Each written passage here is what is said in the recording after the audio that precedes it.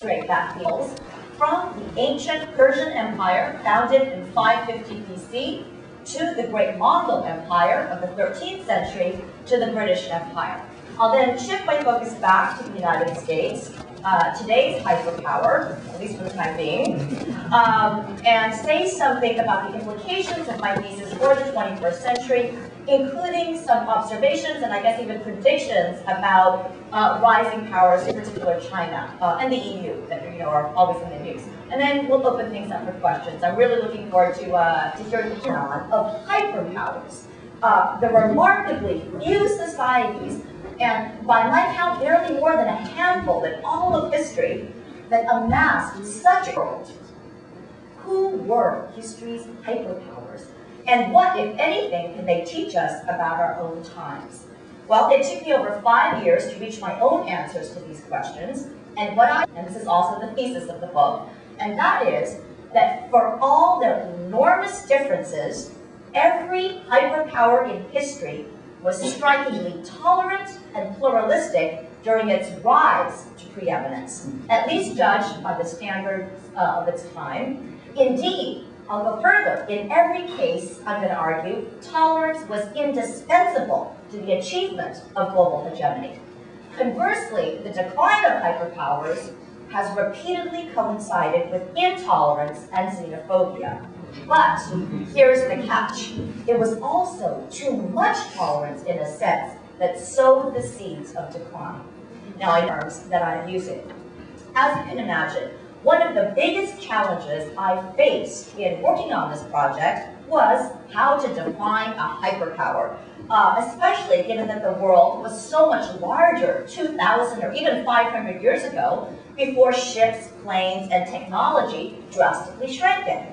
So, obviously, Rome in its heyday was clearly a hyperpower. I mean, if Rome wasn't a hyperpower, then there has never been a hyperpower. And yet, halfway across the globe, coexisting with Rome, there was another great empire, Han Dynasty China, with which Rome had virtually no contact. So in my thinking, I thought, if the point then is that Rome was dominant in the world that it knew and inhabited, then weren't the Aztecs dominant in their world, and the Egyptians in theirs? Come to think of it, isn't even Tahiti a hyperpower in its own little world? Well, any definition that includes Tahiti as a global hegemon is clearly too broad. But what is the right definition? What exactly does differentiate Rome from, say, the Aztecs, who at one time dominated Central America, but who could never have been considered a world hegemon? Well, several factors are obvious. One is the sheer size of the Roman Empire, about 2 million square miles as compared to about 77,000 square miles for the Aztecs. Also, the immense population that Rome ruled, about 60 million people as compared to about 1 million for the Aztecs. And finally, the fact that no power on earth was economically or militarily superior to Rome during its golden age. In short, Rome didn't merely achieve dominance in its world, it achieved dominance in the world. Accordingly, for my purposes, I consider a nation or empire a hyperpower only if it satisfies all three of the following conditions. 1, its economic and military power clearly surpasses that of all of its known contemporaneous rivals. 2, it isn't clearly inferior in economic or military strength to any other power on the planet, known to it or not. And 3, it projects its power over so vast an area of the globe and over so immense a population that it breaks the bounds of mere local or even regional preeminence. So to give you one example, even the United States during the Cold War was not a hyperpower. It was only a superpower back then, because back then it had a formidable rival, the former Soviet Union, of roughly comparable might. Now, in a moment, I'll tell you which societies I think do qualify as hyperpowers, but let me first say something about why tolerance of all things should be so vital to world dominance. There's actually a simple and I think really intuitive explanation, and that is to be world dominant, not just regionally or locally dominant, but world dominant, a society has to be at the very forefront of the world's technological, military, and economic frontier. And at any given historical moment, the most valuable human capital that the world has to offer, whether in the form of intelligence or physical strength, creativity, skill, knowledge, networks, the world's best human capital is never going to be found within any one ethnic group or within any one religious group. So to pull away from its rivals on a global scale, a society must pull into itself and motivate the world's best and brightest, regardless of ethnicity, religion, or background. This is what every hyperpower in history has done, and the way they've done it is through tolerance. Now, if you were listening carefully to the list I threw out at the beginning of my talk, some of you must surely be thinking, wait a second, she thinks the Mongols were tolerant? Genghis Khan's ravaging hordes who slaughtered entire villages, then used the corpses as moat filth, who poured molten silver into the eyes and ears of their enemies? Can the Mongols, or even the British Empire, with its colonialism and white man's burden, can these empires really be described as tolerant?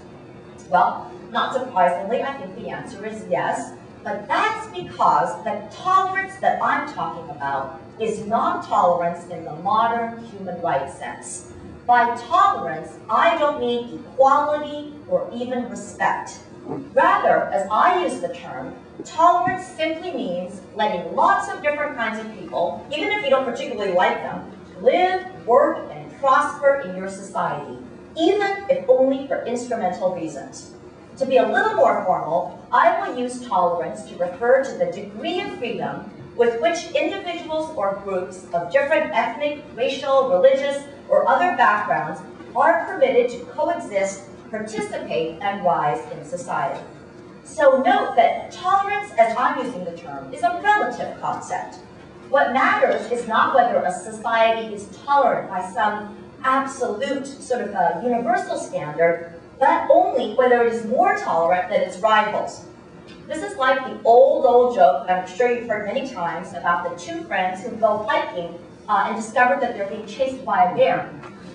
One hiker sits down and puts on his running shoes, and his friend says, "Are you crazy? You'll never outrun that bear."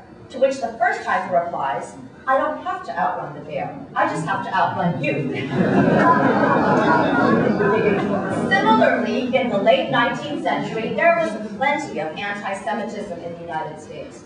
But for the Jews who were fleeing pogroms in Europe, America was a relative haven and land of opportunity. That's what I mean by relative tolerance. One more preliminary clarification to avoid any misunderstanding. My thesis is not that more tolerance always leads to more prosperity. I wish that that were true, but sadly, plenty of brutally intolerant societies have become rich and powerful. Nazi Germany is a case in point. Rather, my thesis is really much narrower. It's simply that tolerance is necessary for world dominance, if you want to be a hyperpower. Now, whether it's a good thing to be a hyperpower, or whether it's good for the world to have a hyperpower, are separate questions, which we can come back to during Q&A. Okay, let me now turn to some concrete examples, beginning with the hyperpowers of antiquity. Basically, in ancient times, tolerance was the only way to build the largest, most powerful military.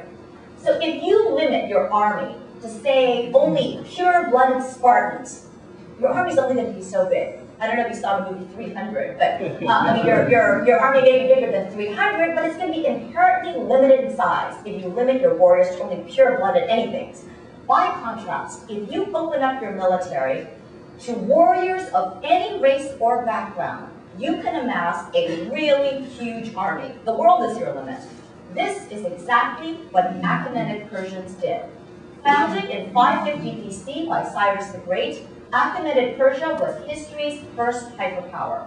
In terms of size, it dwarfed, and in fact conquered and annexed the great kingdoms of Assyria, Babylonia, Mesopotamia, and Egypt, as well as the Greek city-states. Now, I don't have time to describe Achaemenid Persia in detail, but I do just want to tell you about one fascinating point. The word paradise is Persian in origin. In its Greek form, the word referred to the fabulous royal pleasure gardens of the Achaemenid kings, famous throughout the ancient world. Their riches, it was said, included every tree bearing every fruit known to man, and exotic animals from the farthest reaches of an empire covering over 2 million square miles.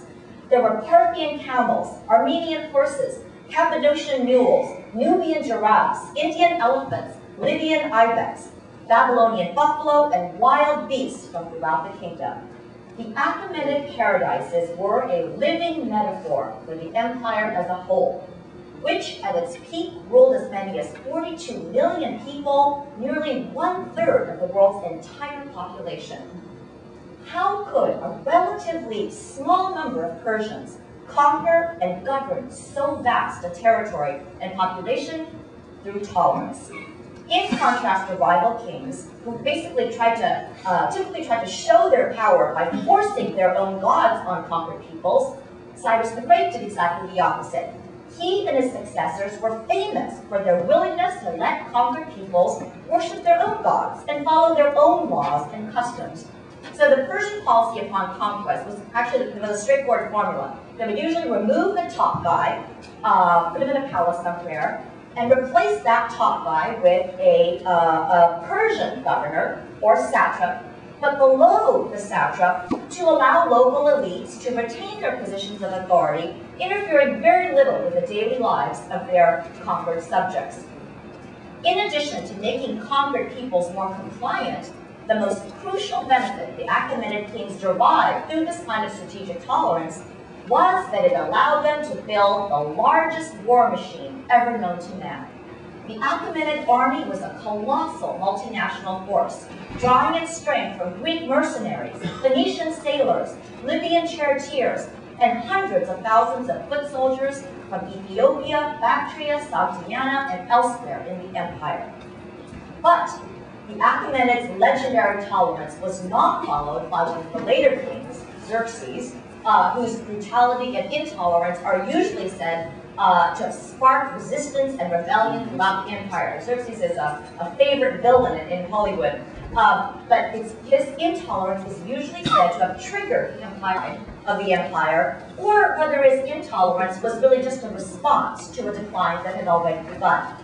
Most likely, both propositions are true. You'll note that my thesis is asymmetrical. I want to tell a very strong causation story on the rise. That is, I say tolerance of the kind I'm talking about is indispensable to becoming a hyperpower. On the decline, I merely say that decline repeatedly coincides with a turn to intolerance and xenophobia without specifying the causation. In any event, after the fall of the Achaemenid Empire around 330 BC, the world did not see another hyperpower for another 400 years, until Rome's high empire in the 2nd century AD. Now, I'm going to surprise you, and I'm actually not going to talk about Rome much, partly because so many other people have. Instead, I'm just going to make 2 points. First, Rome far exceeded Achaemenid Persia in its tolerance. Like the Persians, Rome built its massive military by incorporating warriors from every nation. But Rome went so much farther. Whereas all the Achaemenid Persian kings, and virtually all of its governors, were Persians, there was no ethnic ceiling in Rome. The Romans permitted educated men of any race or nationality to rise to the very highest positions of authority, including even the position of emperor itself. The Emperor Septimius Severus, for example, was a North African married to a Syrian. Second point I want to make about Rome. Again, unlike the Persians, Rome combined its tolerance with an uncanny ability to Romanize. Without coercion, the empire from Scotland to Spain to Algeria feel Roman and to think of themselves as Roman and to identify proudly in the Roman Empire. Now later I'll talk a little bit about how Rome did this with some, I think, sobering implications for the United States. Rome lasted longer than any other hyperpower in history, but of course it too eventually fell. Among the many causes of Rome's fall, one of the most important was Rome's sharp turn to intolerance, both religious and ethnic. In 312 AD, the Emperor Constantine converted to Christianity, and the Roman Empire, so long famed for its religious openness, embarked on an intensifying wave of persecutions. As Montesquieu later wrote, unlike the ancient Romans who fortified their empire by tolerating every cult, their successors reduced the empire to nothing by cutting out one after another all the sects incompatible with the dominant one. At the same time, Rome's ethnic tolerance was pushed beyond its breaking point by the influx of large populations of Germanic barbarians from the north, who were viewed as unassimilable. The Romans were frightened and disgusted by these Vandals, Goths, Visigoths, and other Germans. They were repelled by their smell and their huge, beastly limbs, and by the rancid butter they smeared in their yellow hair.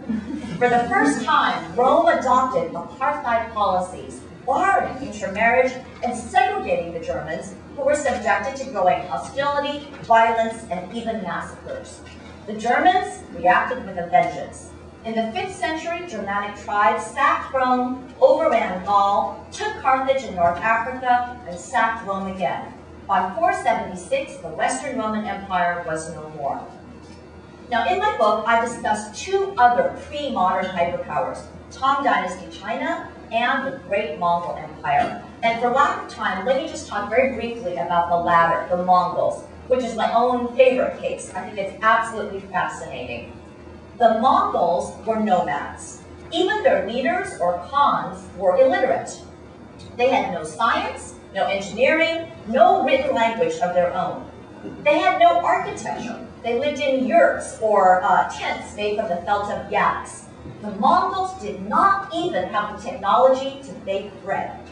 And yet, the Mongols came to rule over an empire far larger than the Romans ever conquered. Half the known world, including the most magnificent cities of the time, Baghdad, Bukhara, Kiev, Moscow, Damascus, and Samarkand. How did the Mongols do this? Again, through tolerance.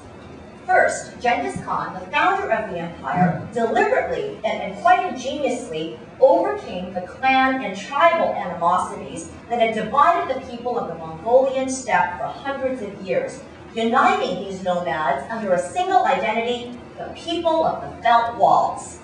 In this way, he put together an inter-ethnic army that was large enough to conquer northern China.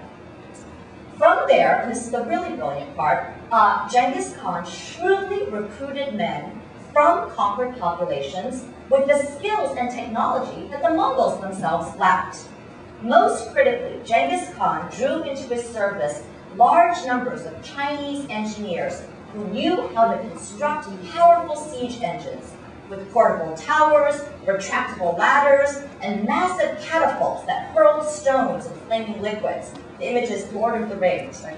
It was only by incorporating these foreign engineers who actually traveled with the Mongol army and often built these instruments and these foreign engineers that the Mongols were able to overcome the great walled cities of Central Asia, Persia, and Eastern Europe. For all their ruthlessness in battle, the Mongols were far more religiously tolerant than any other contemporaneous power. While Christian Europe was burning heretics at the stake, Genghis Khan, who himself was an animist, worshipping nature, Genghis Khan declared religious freedom for all subject peoples.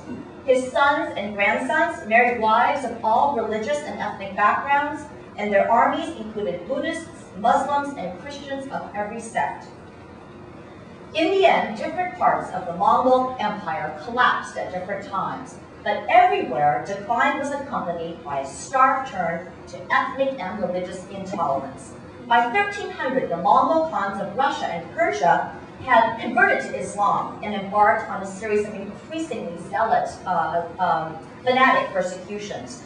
Abandoning the principle of religious freedom established by Genghis Khan, they embarked on paths of scapegoating, in many cases, mass atrocities. In China, the problem was really ethnic intolerance.